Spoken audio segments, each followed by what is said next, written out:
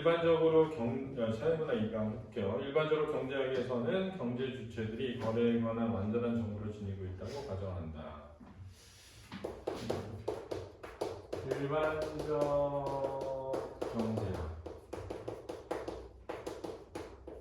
경제 주체 보통 이제 기업이랑 소비자, 생산자, 소비자 그리고 정부 이렇게 세 개가 경제 주체야. 그 다음에 완전한 정보를 가져가죠. 근데 그렇지 못하죠. 완전 정보 상태가 성립하려면 모든 경제 주체들이 원하는 정보를 아무 비용을 들이지 않고 얻을 수 있어야 한다. 이게 뭘 의미하냐면 완전한 정보란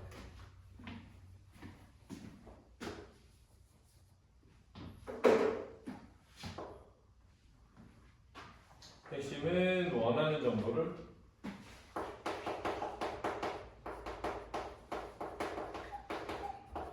비용이 없이 얻을 수 있는 거죠. 그래야 완전한 정보가 되는 거야. 그러나 현실에서는 정보 취득의 비용이 소요되므로 경제 정보들 주체들은 불완전한 정보를 지닐 수가 없겠다. 그래서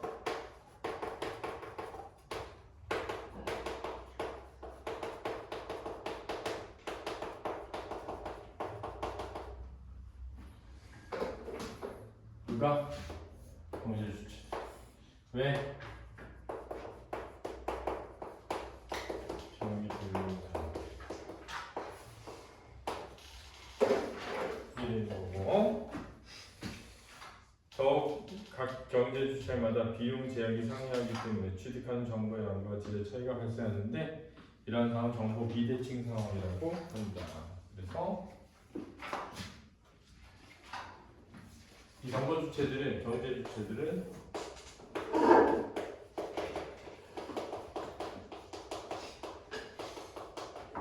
비용의 제약이 상이하죠.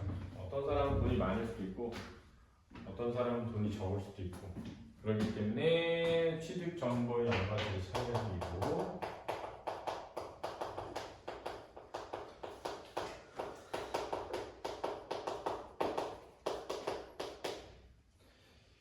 이러한 것을 정보 비대칭 상황이라고 합니다.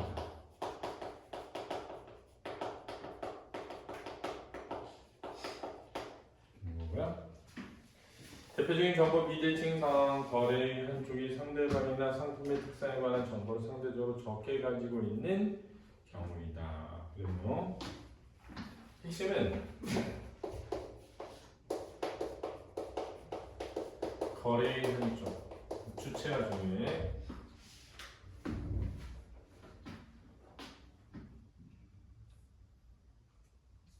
상대방이나 상품의 특성에 관한 정보를 적게 가지고 있는 거죠. 상대방이나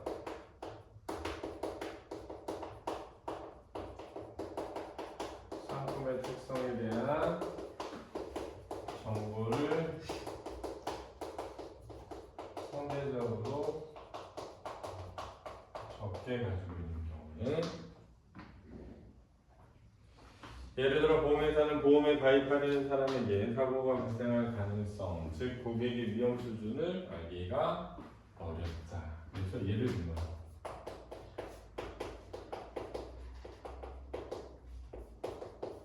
보험회사에 대한 예를 들었네요. 보험 가입자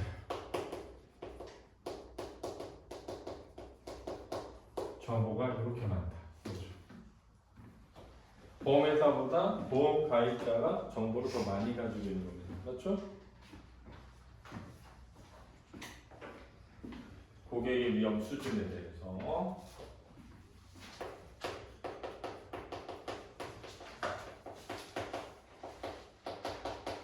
내가 요즘 허리가 많이 아픈데 보험에 가입해야지. 그러면서 허리 아픈 거 숨긴다는 거. 그렇지? 그래야 보험료가 쌓이니까 보험 가입이 돼. 그렇지?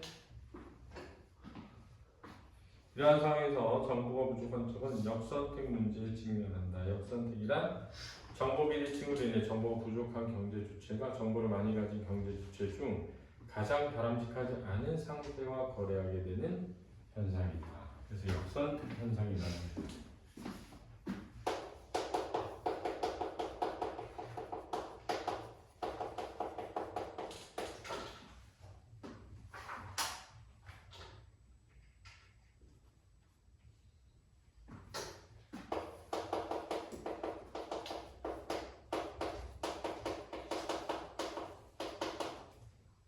C는 정보가 부족한 경제주체다.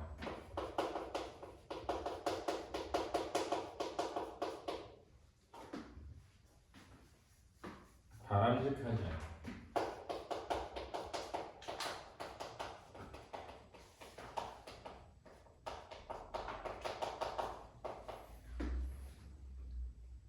상대와 거래하는 왜? 속이니까. 알았지? 아, 이 차 되게 좋다고 막 속여. 그러니까 그 사람하고 선택하게 돼. 그렇지? 잘 모르는데 차 상태를. 보험회사가 고객의 위험 수준을 정확히 판단할 수 없어 평균적 위험 수준을 기준으로 보험료를 책정하면 위험 수준이 낮은 고객 입장에서 보험료가 높고 위험 수준이 높은 고객 입장에서 보험료가 낮게 된다. 그래서 얘를 또 든 거야. 보험회사.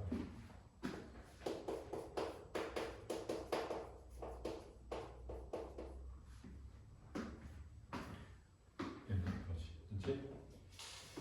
그래서 평균으로 측정을 하는 거죠. 그래서 위험 수준이 낮은 사람이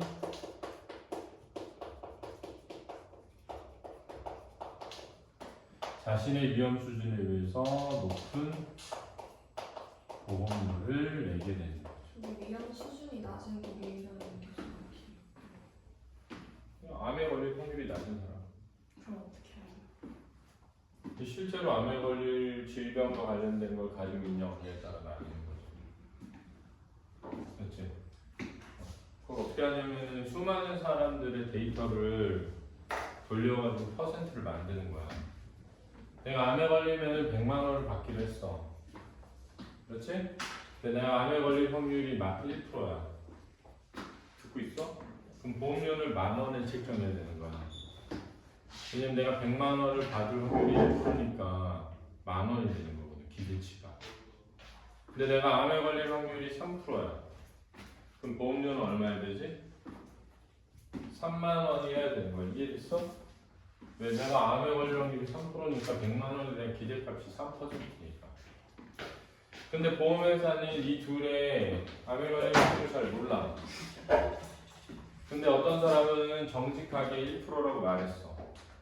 어떤 사람은 속여서 1%라고 말했어. 근데 실제로 돌려보니까 2%가 나와. 그럴 거 아니야. 그러니까 보험료를 얼마에 책정해? 2만 원. 그러면 위험 수준이 낮은 사람은 원래 얼마만 내면 되는데? 10,000원만 내면 되는데 얼마를 내게 돼? 2만 원을 내게 되니까 높은 보험료를 내게 된다. 알겠지? 이해돼? 여기까지겠지. 요거 이해하는 게 이게 문제 나왔었어? 네? 이게 문제 나오냐고 뒤에. 아, 그건 아니야?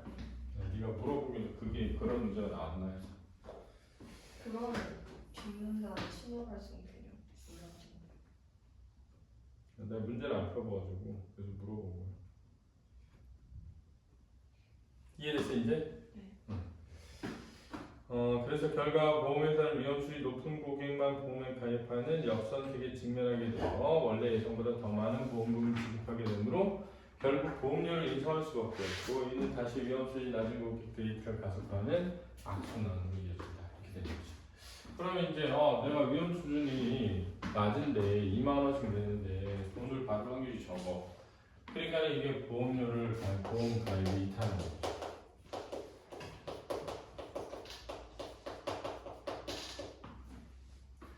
그지? 그러면 내가 암에 걸릴 확률이 3%인데 2만 원만 내니까 이 사람은 가입할 거 아니니? 그럼 이 사람이 빠져나가면 보험 확률이 높아지겠지. 그럼 보험료가 또 올라가지. 보험료가 또 올라가면 또 낮은 사람 또 이탈하겠지. 그래서 악순환이 된다. 얘기야. 시장 참가자들 역선택을 방지하기 위한 다양한 방법을 모색한다. 그래서 세 번째 문제는 역선택을 방지하기 위한 방법. 시장 참가자가 보험사 같은 거 뭐 그쪽이 될 수도 있고 반대쪽이 될 수도 있고, 그지? 거래하는 모든 사람이죠. 대표적인 전략이 바로 신호 발송이다. 그래서 신호 발송이 나오는데, 신호 발송이란 정보를 더 많이 가진 쪽이 자신 또는 상품의 숨겨진 특성을 알리는 행위다. 그러면 정보를 더 많이 가진 쪽이 자신 또는 상품에 대해서 숨겨진 특성을 알리는 행위다.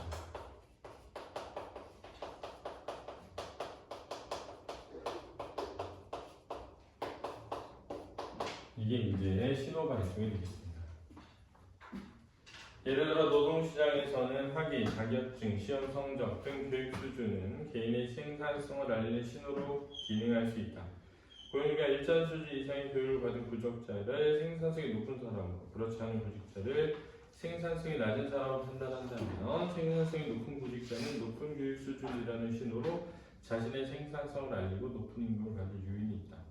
이처럼 정보를 많이 가진 쪽이 자신의 특성을 드러내기 위해 비용을 들여 신호를 보내고, 정보가 부족한 측은 이 신호를 관찰해 상대방의 특성을 추론하며 거래하게 되면 어느 누구도 선택을 변경할 요인이 없는 상태가 되는데, 이를 신호 발생 균형이라고 한다. 그래서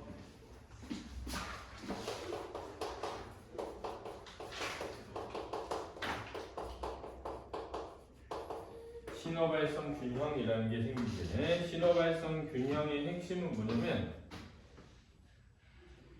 선택을 변경할 요인이 없는 상태죠.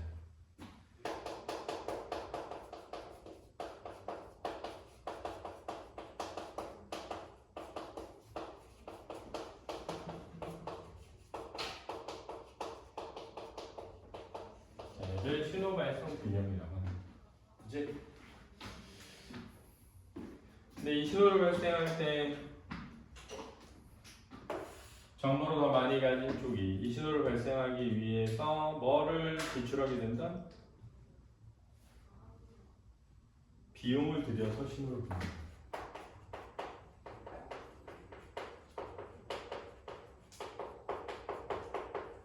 여기서 비용이 뭐 시간일 수도 있고 돈일 수도 있고.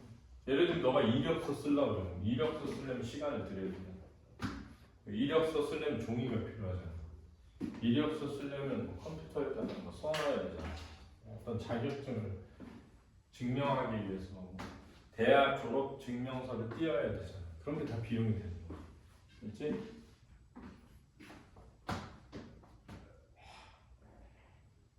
이때 신호가 효과적으로 작동하기 위해서는 숨겨진 특성이 우수할수록 신호 발생 비용이 낮아야 한다. 여기서 틀렸어. 숨겨진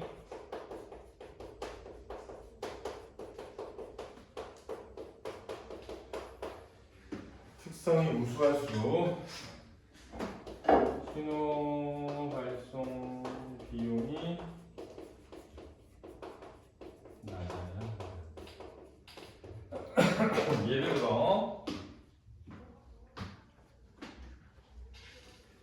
생산성이 높은 구직자일수록 학위, 자격증 등 일정한 교육 수준을 획득하는 데 소요되는 교육 비용이 낮아야 그런 교육 수준이 구직자의 생산성을 구분하는 유효한 신호가 될 수 있다는 것이다. 자, 생산성이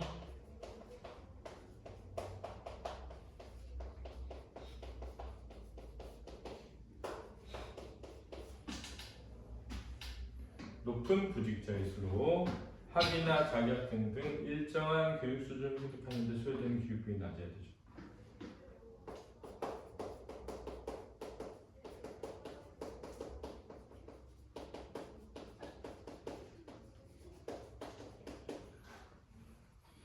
이걸 획득하는데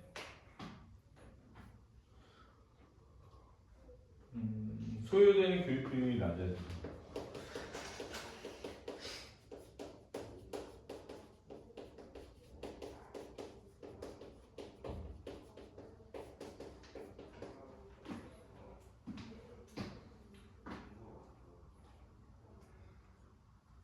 그러한 교육 수준이 구직자의 생산성을 구분한 유효한 신호가 될 수 있다. 이 교육 수준이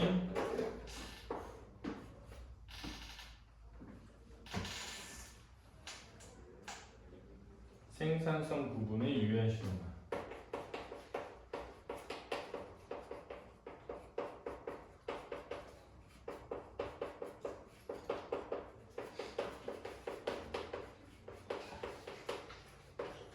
중요하네. 그래서 핵심 조건은 얘야. 얘가 1차 조건이야.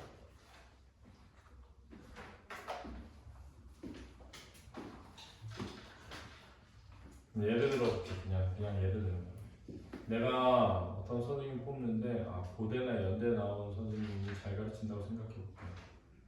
그럼 고대나 연대라는 일정한 교육 수준 획득에 소요되는 교육 비용이 낮아야 되잖아. 누구에게? 생산성이 높은 구직자에게. 그러니까 예를 들어서 어떤 사람 A라는 사람이 생산성이 낮아. 근데 이 생산성이 낮은 사람이 고대나 연대 가려면 되게 노력을 많이 들여야 돼. 그래서 고대나 연대 가기가 어려워. 그래야 유용한 정보가 되지. 아니 어차피 예를 들면 내가 고대 못 가. 나는 한 10수 해야 가. 그럼 내가 고대생을 뽑으려고 하는 게 유용한 정보가 되는 거지. 멍청한 애들은 고대 못 가니까 고대생만 뽑겠어 이렇게 생각했을 때 고대에 아무나 가. 그럼 유용한 정보가 될 수 없다. 이해돼? 어느 부분이에요? 근데? 잘 봐. 내가 공부 잘하는 애를 뽑고 싶어. 공부 잘하는 애를 뽑고 싶은데 일정한 교육 수준 획득에 소요되는 교육비용이 공부 잘하는 애 낮겠지. 왜냐면 한 번에 가니까. 그게 낮은 거예요. 아니 내 대학을 10수에서 하려면 돈이 얼마 들어? 한 번에 고대 간 애랑 10번에서 고대 간 애랑 비용 차이가 엄청 클 거 아니야. 그러니까 여기서 조건이 이거라니까. 생산성이 높은 구직자를 뽑고 싶어. 나는 그런 거잖아. 근데 내가 이 사람한테 정보를 요구할 때 대학 어디 나왔어요? 이렇게 요구해. 왜? 그 대학을 가려면 비용이 드는데 생산성이 높을수록 공부를 잘할수록 비용이 적게 들 거 아니야. 그러면 공부를 못하는 애는 비용이 많이 들어서 못 가겠지. 그러니까 그 대학을 나왔는지를 요구하는 게 뭐가 될 수 있다고? 숨겨진 특성이 우수한데 신호 발송 비용이 뭐라고? 낮은 거라고. 이해돼? 그러니까 너가 취직하고 싶어가지고 워드 프로세스 2급 자격증을 냈어. 근데 이 사람 생각에 워드 프로세스 2급 자격증 누구나 다 가지고 있어. 일 못해도 다 따기 쉬워. 그럼 그거는 일정한 교육 수준 획득에 소요되는 교육비용이 낮은 사람 뽑으려는 목적과 상관이 없게 되는 거지. 알았지? 왜냐면 다 똑같으니까. 수준과 상관없이. 이해됐어? 적어도 이 정도 되는 걸 하려면은 이 정도를 할 수 있는 비용을 낼 수 있는 사람이라면 생산성이 높네? 이렇게 여기인다. 이해됐지? 그러하다. 상품 디자인 기업들이 보증제도를 활용하는 것도 신호 발송이 예의다. 품질이 좋은 상품을 생산하는 기업은 긴 보증기간 제공할 수 있습니다. 이는 소비자들에게 상품 품질에 대한 신호로 작용합니다. 그래서 예를 또 든 거야. 기업이 보증제도를 활용하는 거.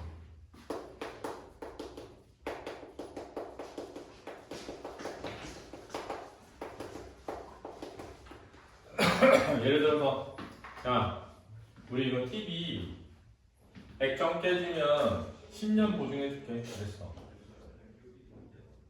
그럼 10년 동안 한 대도 안 깨지면은 보증 비용이 0이잖아. 그러니까는 비용이 낮은 거예요. 소요되는 비용이 낮은 거죠. 근데 어떤 기업은 보증이 3년이야. 왜? 10년 하면 비용이 너무 많아. 그러면 소비자 입장에서는 신호 발송이 된 거지. 여기는 3년인데 여기 10년이네. 그럼 이 기업은 10년 동안 이걸 보증해줘도 비용이 많이 안 든다는 거니까 이 기업의 제품이 더 우수하다는 게 되는 거지. 이해됐지? 우리 LCD 이거 진짜 좋아. 10년이나 써도 안 고장나는데 저쪽 기업에 비해 가지고 3배 싸 했어. 그럼 와 이거 3배 싸다고? 와 이거 사야겠다. 이런 사람 생길 수 있잖아. 근데 알고 보니까 샀는데 수명이 3년도 안 돼. 그럼 3배 싼 게 의미가 없지. 저쪽 거는 막 10년이 넘는.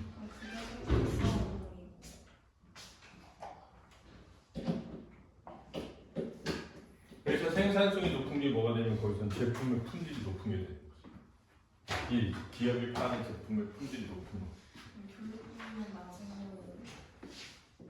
10년 동안 이 LCD를 고쳐줘도 돈이 별로 안 되는 거지. 왜? 10년 동안 고장나는 게 거의 없어서. 이해돼? 그거야. 그거야.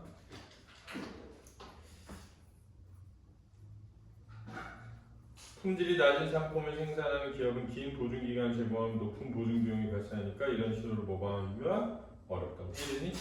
긴 보증기간을 제공한 것은 자사 제품의 품질에 대한 자신감이며 이는 결과적으로 소비자들의 신뢰하는 데 기여할 수 있다. 한편 정보가 부족한 자는 선별을 통해 상대방의 숨긴 특성을 파악하려고 노력한다. 이 사람은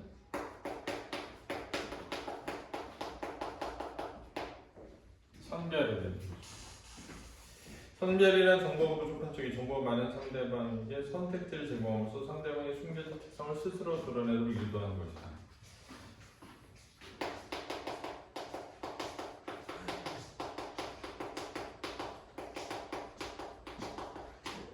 이게 상대방에게 선택지를 제공합니다.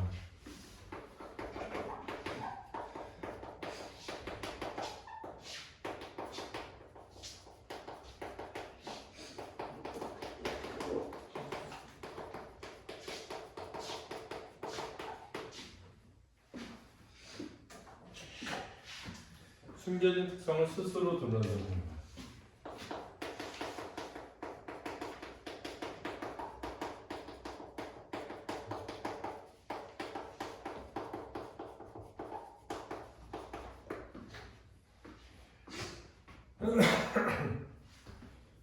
보험회사가 다양한 보험 상품을 설계해 고객이 자신의 위험 수준에 맞는 상품을 선택하게 하는 것이 그 예의다. 그래서 예를 들었어. 그래서 보험회사는 정보가 많은 쪽이야, 적은 쪽이야? 적은 쪽이 되는 거지. 그렇지? 다양한 보험 상품을 설계하는 거죠.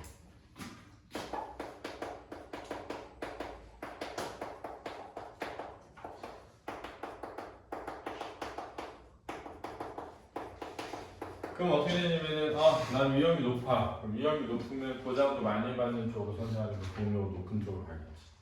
난 위험이 낮아. 근데 이렇게 많이 보험료를 해야 된다고? 그래서 보험을 가입하지 않을래. 이랬던 사람들도 상품이 다양하네. 나는 보험료가 싼 이쪽으로 할래. 보험 좀 혜택은 적어도 이렇게 되는 거지.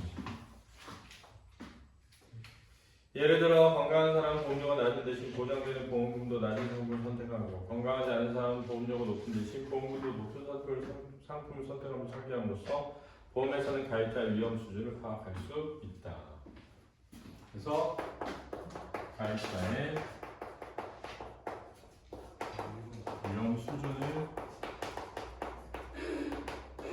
파악하는 거죠. 이해했지? 신호발성 선별의 역선택을 구별하는 또 다른 방법으로 평판 구축이 있다. 그래서 이거는 평판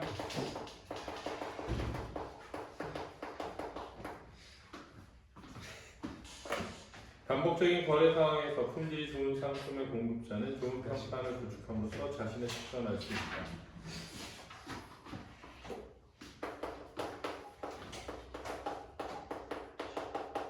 근데 여기서 그 공급할 때 얘는 그 정보가 많은 쪽인지 적은 쪽인지 어디서 나와요? 정보가 많은 쪽이에요.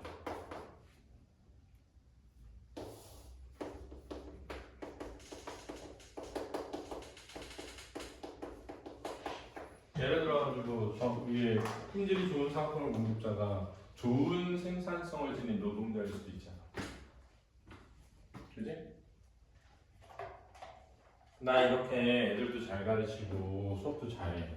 그러면 내가 정보가 많은 사람이잖아, 나에 대한. 그러니까는 저 학원 선생님, 학원 부모님들한테 이런 평가 받아요 하면서 보여줄 수도 있어. 선생님 감사드려요. 뭐 애가 뭐 실력이 뭐 증가했어 이런 거 나오잖아. 광고할 때도 많이 쓰잖아. 그치? 특히 온라인 거래가 증가하면서 리뷰 시스템, 평점제도, 정보 비대칭성을 줄이는 효과적 메커니즘을 자리 잡고 있다. 정보 기술의 발달을 통해 정보 비대칭을 줄이는 다양한 메커니즘이 발전하고 있고 이러한 메커니즘의 발전이 시장의 효율성을 높이는 데 기여하고 있다. 이게 결국은 시장의 효율성을 뭐한다?